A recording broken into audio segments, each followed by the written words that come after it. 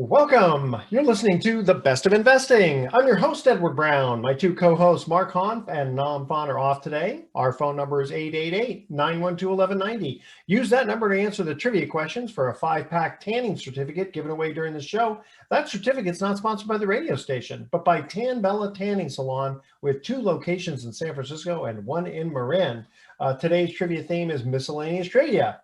Now, today we do have a special guest, Isabelle Guarino Smith, and she's going to discuss residential assisted living. I'll give you a little background here. She's a graduate of Arizona State University, a former flight attendant, and I'll just kind of finish wrapping this part up here. She's been featured in many magazines and articles on the topic of senior housing, and most recently was given the title of one of the top influencers in senior housing. Isabelle, welcome to The Best of Investing. Thanks so much for having me. I appreciate you having me here. I'm excited All right. to be. So, first of all, what is the name of your company? Residential Assisted Living Academy. Simple enough. Okay. And what do you guys do? Because we have a list of great questions to ask you, but just give us a little background. What actually do you do? Yeah, we teach and train investors and entrepreneurs how to start, own, and operate residential assisted living homes for seniors. So that's what we do ourselves, and then we teach others how to do it as well. Okay, so first thing I'm thinking is guys like me, we're in the baby boomers.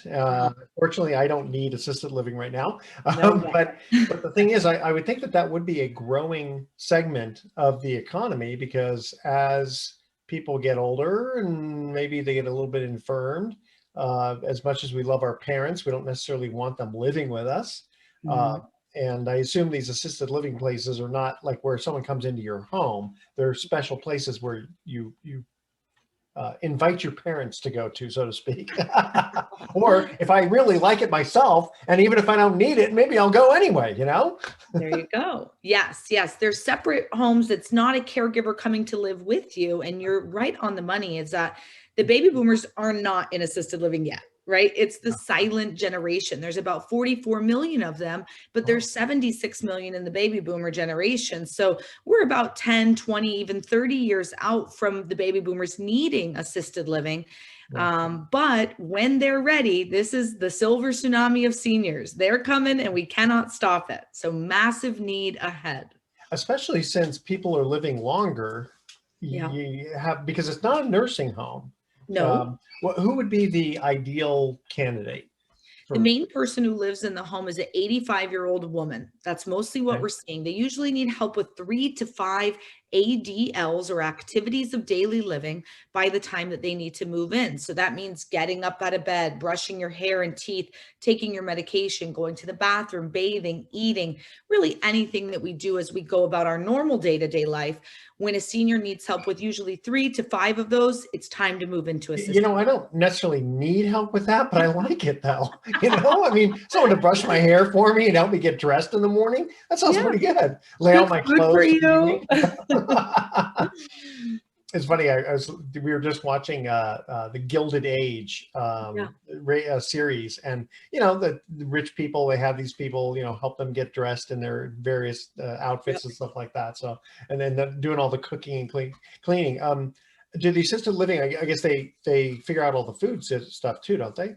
Yep. It's 3 meals a day. I mean, if they want snacks, it's whatever they want, because it's a residential home, a single family home, not a big commercial facility like we're used to thinking when we think of assisted living. So they have access to the kitchen whenever they want.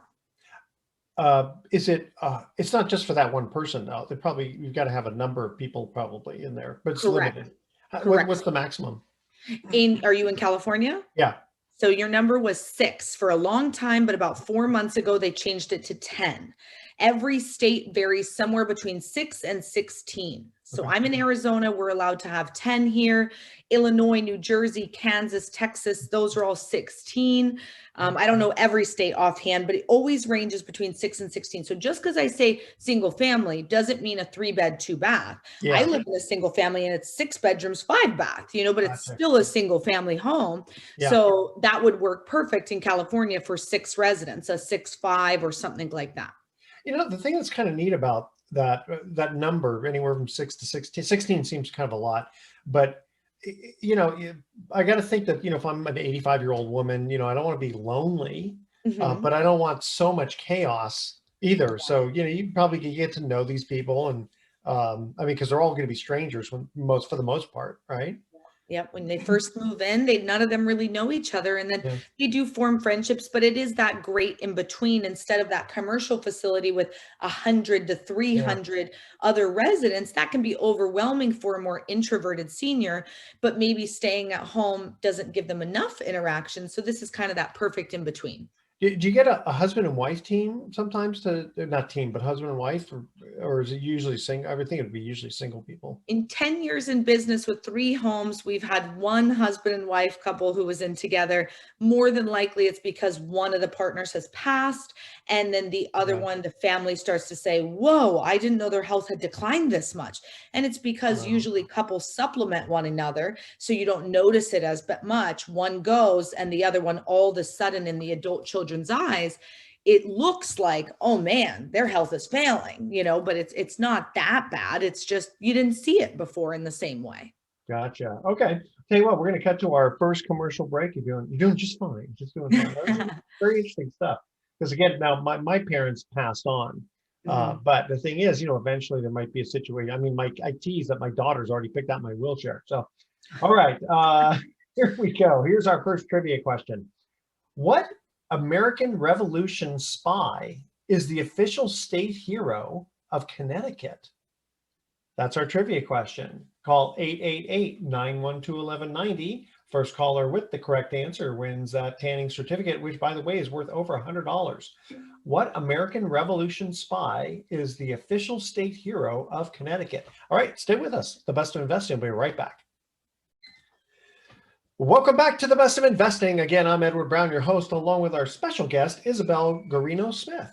First trivia question. What American Revolution spy is the official state hero of Connecticut?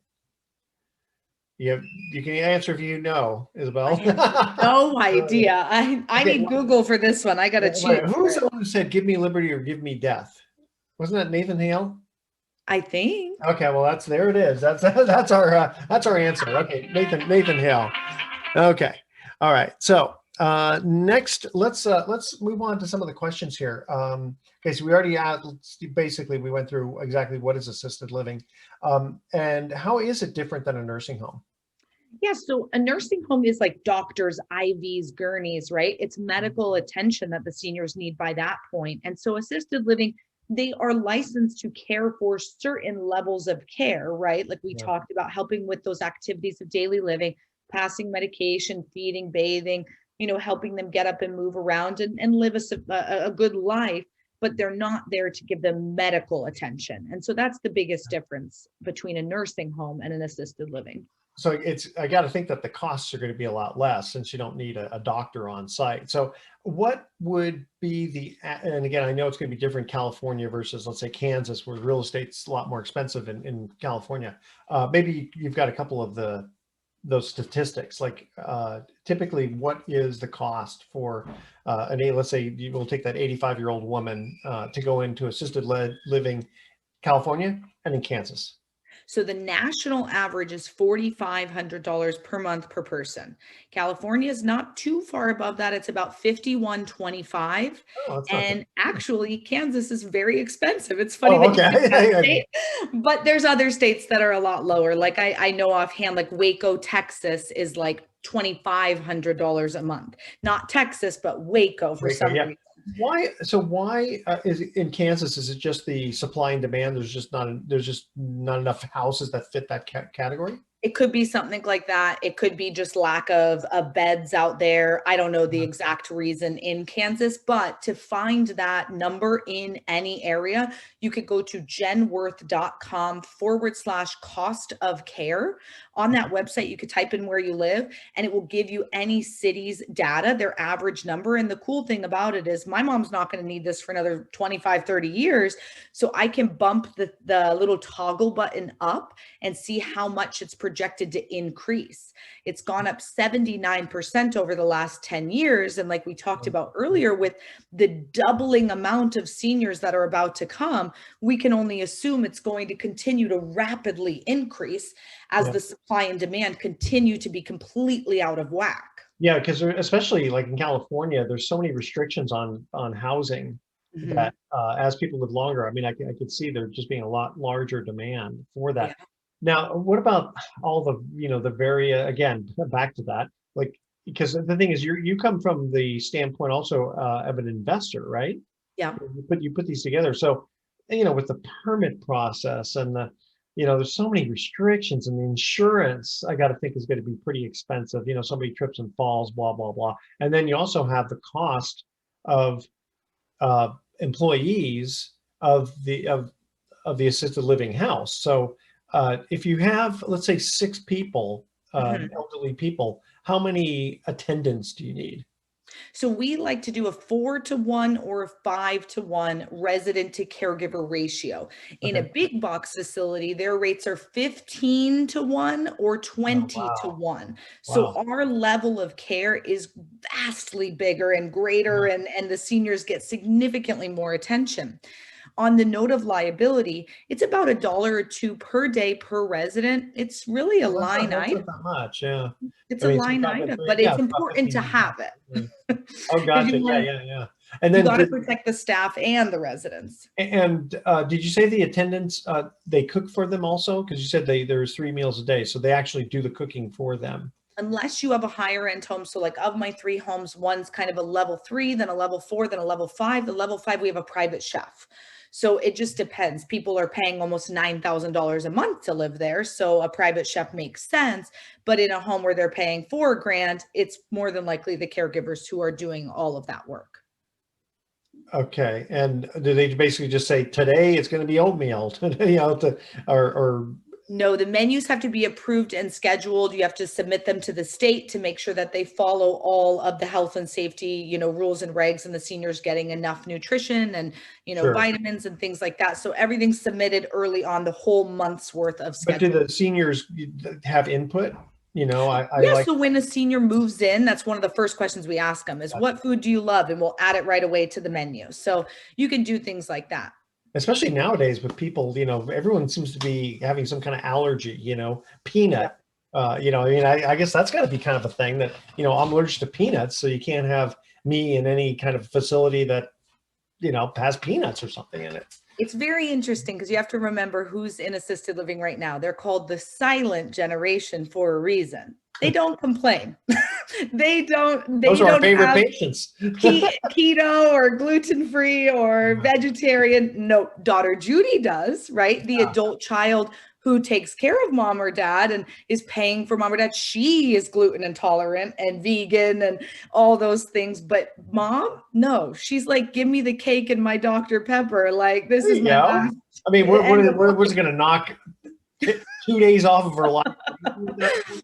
It's very different. But I assume in the future years, with the baby boomers coming and then Gen X and millennials, it's going to be primarily focused on holistic living homes and wellness homes. People are really going to seek after that and love that. So creating a niche home, a home that focuses on a certain culture, religion, ethnicity, food group, people are going to die for that. They're going to love it. They're going to love it. Oh yeah, for sure. And then there must be like movie nights and other entertainment type things. We definitely do activities within the home because we do have to keep up with the big boxes. They have whole dance halls and movie theaters. And in some of our homes that are more luxurious, we do also have gyms and movie theaters and things like that. Oh. But we do offer an array of entertainment, whether it's pet therapy, senior yoga, different karaoke night, and whatever they want to do. We're always adding in activities to keep the brain, the mind, the body active.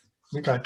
And when we get back, I want to get into, since this is the best of investing, we do want to find out, get into the real numbers, because you're an operator, right? But then you're also like a promoter, putting these together for investors, right? Yeah. Okay, good. All right. So we're going to go to our second trivia question. Now you had to have seen the movie in order to get this question. Okay. Who plays Ashley Judd's parole officer in the 1999 movie Double Jeopardy? Now, if you haven't seen the movie, it's going to be tough, but it's a really kind of a cool movie called Double Jeopardy. Who plays Ashley Judd's parole officer? He's very well known. He does a lot of character actor type things. So anyway, that's our trivia question. Call 888-912-1190. First caller with the correct answer wins that tanning certificate, which again is worth over $100, and it is transferable, so you can kind of give it away as a gift. Re-gift it to somebody. All right, stay with us. The Best of Investing. I'll be right back. Welcome back to the Best of Investing. Edward Brown along with Isabelle Guarino Smith, our special guest. All right, so second trivia question. Who plays Ashley Judd's parole officer in the 1999 movie Double Jeopardy? The only person I remember in that movie is Tommy Lee Jones. Yes. It's him? Yes, very good. So you did see the movie. Yeah, but I don't remember. Okay. I thought because during the break, it sounded like you didn't think you knew the answer. I don't remember it. 500. Not bad. Okay. All right. Okay, so we have Isabelle Guarino Smith, who is, I'll call you an expert. How's that? In assisted living. So you're out there pretty much promoting this as a potential investment to the public. So how much money can you make? I mean, what's the process? Break down the numbers for us. Yeah. So if you had an average home, right, a level 3, we'll call it in our world home, where you're charging that national average of $4,500 per month per person. And in California right now, you're allowed to have 10 in a home. In Arizona, I'm allowed to have 10. So we'll use 10 for easy math. Okay, it's a little over $500,000 a year in gross income. Okay. Yeah, bringing in about $45,000 a month, right? There's about $30K a month in expenses, all in for activities for your caregivers, baking and vacancies, liability insurance, the food, the you name it, all in about $30K.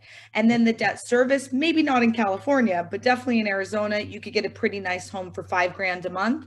That's leaving us with $10,000 of monthly net or $100,000. Well, you know what? Instead of looking at the 5,000, because you said the interest carry, the way you kind of have to look at these as net operating income. So assuming you just paid cash for the house, because you're financing, depending upon what interest rate, 15-year loan, 30-year loan, you're going to get a better rate, blah, blah, blah, blah, blah. So assuming you could buy a house, let's say the national average, like you said, in Arizona, you still can have 10 people, right? Okay. So, and is it still around the $4,500 a month per person? That's a very, very average home. Yes. Average home. Okay. So, your gross is roughly 500. Well, you said, 4,500 and 45,000 a month. 45,000 a month, and your expenses are 30 a month. Okay, so 15. Service. Okay, so you're gonna net 180,000 a year if you didn't owe on the home.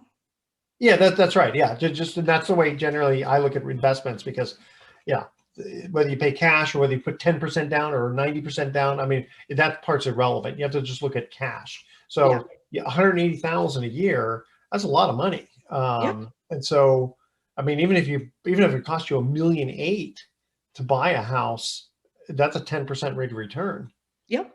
Easily. That's pretty good. And then, depending upon where you buy, I mean, even in California, you might be able to get a decent house for $1.8 million. So generally, how much of the houses that you see to get that kind of income? How much is the house? Yeah, and I know it varies whether you're in Texas or wherever, but well, let's put it this way. What kind of rate of returns are you seeing on your assisted living investments? Yeah, it's tough because it does range incredibly. I have students who are all in for 300K and some who are in for 3 million, but most of them are including the real estate in the math that they're doing in their head. Sure. So they're, not, it really ranges. There's also 4 ways to get into this, which completely change the dynamics as well. Are you going to lease the home from someone who owns it, right? So you don't even own the real estate. You're just paying them for the lease and operating the business. Are you going to buy an existing one? There's 3,000 of these in California right now. So purchasing the real estate and the business up and running day one, single family, buying one, converting it, making it become the carrying cost, which is kind of what we've been talking about, or fourth, buying land, building a custom home from the ground up. So all of those have completely different pay ranges, and then depending on what state they're in, and then depending on, are you using your own money, other people's money, you know. But the 180,000 doesn't change, right? Well, it would change. It would change based on how much you're getting from each resident and how many residents you have. But but I'm saying whether you leased a house from somebody or whether you bought land and built such and such, in theory, whatever you do, you're still going to get 180,000 after expenses. More or less. More or less. And I understand everything's going to be a little, changing a little bit. So how do you find if you have, let's say 10, or let's make it simple. Let's say you actually have 8 residences. We'll go back to the 10 because that's we're looking. And so you generally would have 2 attendants, right? 2 during the day, maybe 1 at night. Yeah. Oh, that's right. Yeah, they can't work 24 hours a day, and yet you need somebody there 24 hours just in case something happens. So you're basically talking about 3 full-time people. Yeah, and then they're going to do shift work because they're like a nurse working at 8, 10, or 12-hour shifts. So they only work for you 3 or 4 days a week, and then maybe one of your other homes 3 or 4 days a week, so you can share those resources. Okay. And how much do these people generally get paid? A couple dollars more than minimum wage. Okay. That's kind of hard to find, isn't it? It depends on where you're at. Yeah, 80% of this industry is run by immigrants from other countries. So it really just depends. A lot of them were doctors or nurses in their homeland, and then they came over here and that didn't translate. But they still have a heart for geriatrics, and they really do want to help people. And so this is a good opportunity for them to be able to get that heart side of it and, make way more money than they would be making in the Philippines or Romania or wherever they're from. Yeah, no, that's for sure. Okay, tell you what, well, we're going to cut to another break. When we come back, we'll see how you can help the public here if they're interested. Okay, third trivia question. What kind of cheese is most commonly sold in the U.S. as processed string cheese? What cheese, basically, string cheese, what kind of cheese is that? Okay, that's our trivia question. Call 888-912-1190. First caller with the correct answer wins that tanning certificate. And don't touch that dial. The Best of Investing will be right back. Welcome back to the Best of Investing one more time. I'm Edward Brown, your host, along with our special guest, Isabelle Guarino Smith.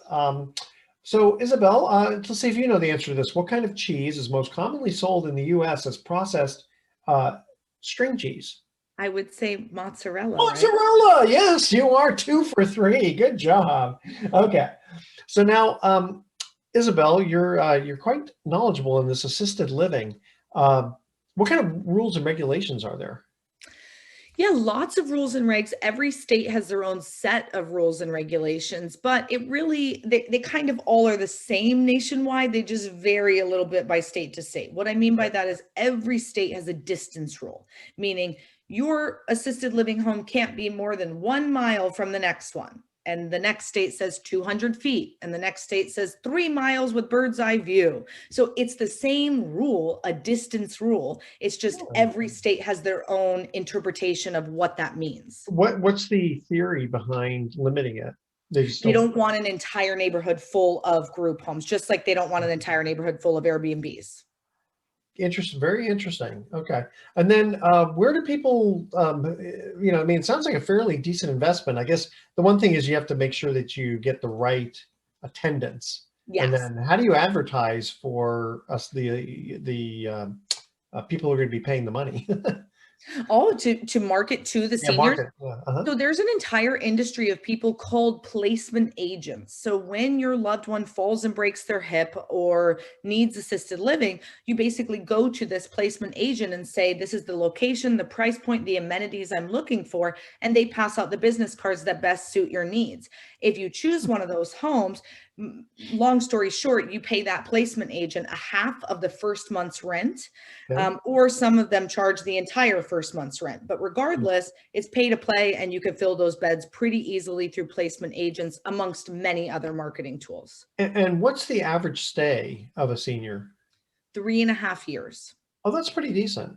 Yes. Yeah, that's pretty decent, because I mean, there's got to be some people are going to be nudniks who want to, move out quickly. Other people stay 6 years, they love it, and all that. So, what would investors, how do people get a hold of you if they were interested in learning more?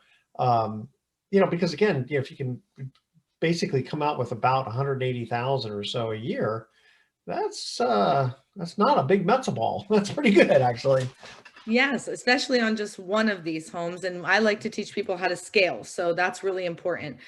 The place to find more information about what we do is ral101.com. That's a really great website to get started. There's a bunch of things that are, made available to your listeners there, whether it's a webinar, a book download for them. They can schedule a call with me or one of the team members, but ral101.com is a great place to lock in for some more information. Okay, because I got to think that there are going to be a number of investors who are going to be saying, you know what, this is very interesting, but I don't want to do all the legwork.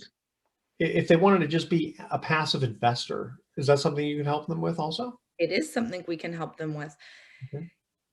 It looks different in every single deal, but a lot of the people who come to our training, they want to own the real estate and operate the business, or own the real estate and partner with someone who wants to operate the business. So it Yeah. just depends. We're teaching every angle of this. A lot of people assume this is going to be highly active, but with the 3 homes I own, I visit them every other month and I have 1 phone call a week.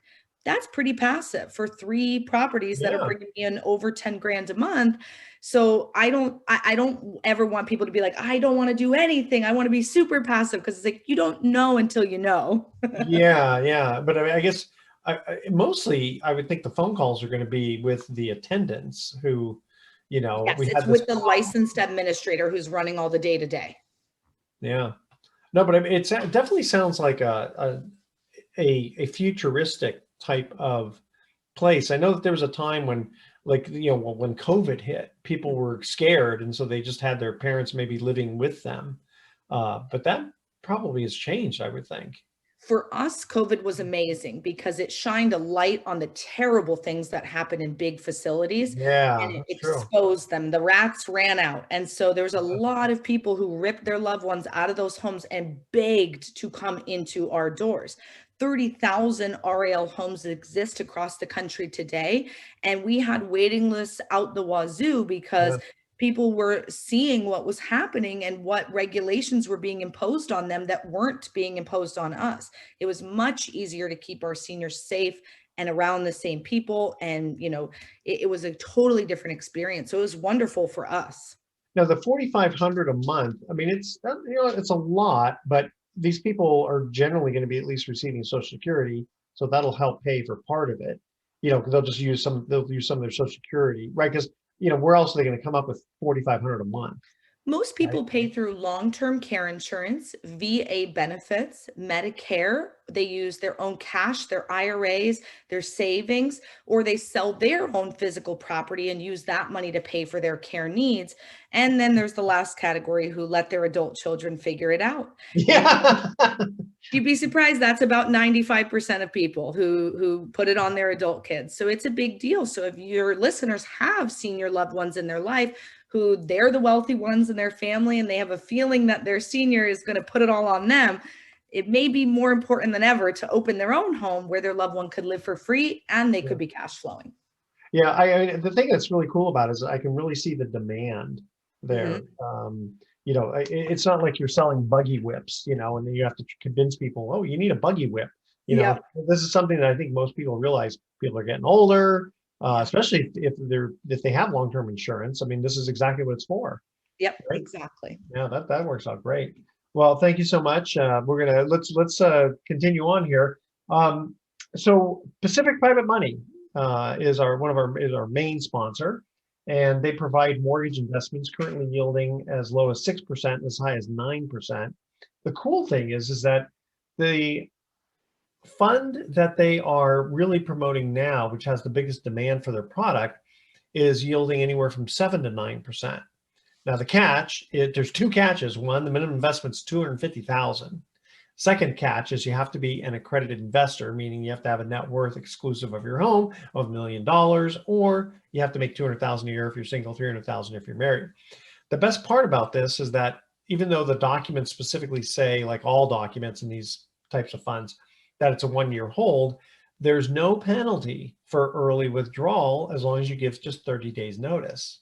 So effectively, it's very similar to a money market account.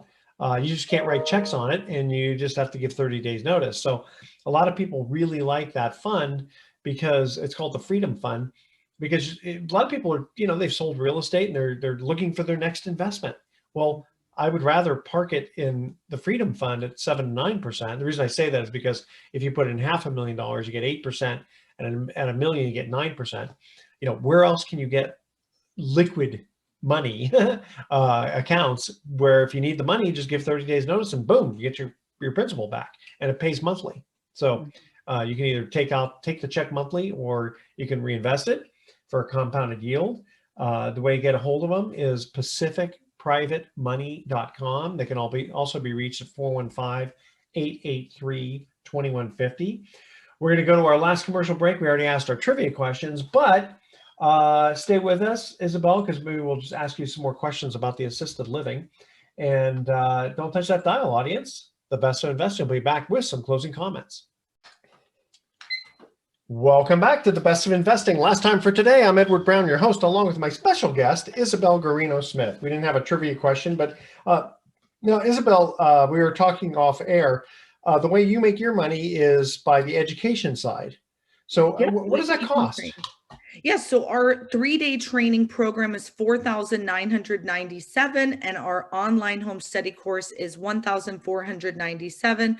Both of those courses are basically step-by-step how to start, own, and operate your very own home.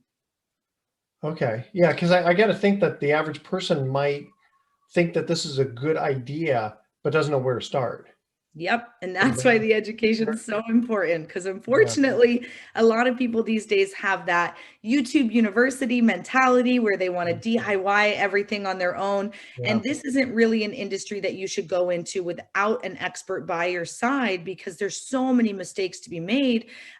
These are people's lives, and this is creating a business. You're employing people, you're getting licensed through the state. This is a big deal. It's not just a real estate play, it's a business. So if I want to save money, just giving them 3 meals a day of cold cereal, that's not going to work, huh? It will not work, and you will probably get shut down. No seconds for you. You've had enough. Okay. Oh my God. So the 3-day one seminar, is that people fly to wherever, or where do they? Yeah, in Phoenix, Arizona, we host it. Everyone who teaches and trains with me was past students who sat in the class, implemented what we taught. They went out, opened their own homes, and they're back to teach and train more people to do exactly the same. Our mission is to positively impact 10 million people through residential assisted living. So hosting these trainings is a great opportunity to teach people how to open more homes so we can change the face of senior housing. Well, that's really cool. I mean, it's very altruistic, and potentially profitable. How much experience do you think people need in either real estate or, probably not home. You're not going to get too many people who are experiencing home care, but what kind of basic experience do you think that people would need ahead of time? Great question. I've had people who have owned hundreds of apartments, thousands of doors, right? They come to me with portfolios of like all sorts of crazy stuff. They've owned all these businesses and they still come to learn. And then I've also had one of our most successful students. He was 22 years old when he came to us, never went to college. He worked in construction and he owns and operates 3 care homes and he's cash flowing 50 grand a month right now. So wow. It totally ranges. I think the number one thing that I look for in successful people is grit. It has nothing to do with your experience. It has all to do with, are you willing to get hit in the face, get back up and do it again? Well, because you got to find the right house too. I mean, unless you're going to build it, you got to, and then that's got to be some bunch of regulations here in California. But what's the minimum investment that somebody generally would need? Yeah, so it totally ranges on those 4 factors and then where Yeah. in the country they are. But like I said earlier, I've seen some of our students in for 300K, upwards of 3 million. Okay. But most of my students don't use any of their own capital. We kind of highly discourage using your own money. So Where do they get it from, family and friends, or private money, hard money, syndication, mostly SBA. SBA is extremely friendly to this. the SBA though? Usually you have to own, but you have to operate 50. I guess, and technically, yeah, you're 100% in there, even though you don't live there. Yeah. That does make sense, actually. Yeah, because they Um, own the real estate and own and operate the business as well. yeah, that's right. Very, very interesting. Okay, again, give out your information one more time, and then we're going to go to our thoughts for the day. There we go. You can find more information about us at ral101.com. And if you're on social media, feel free to follow us at RAL Academy on any of the fun things. Instagram, TikTok, Facebook, we're there. All right.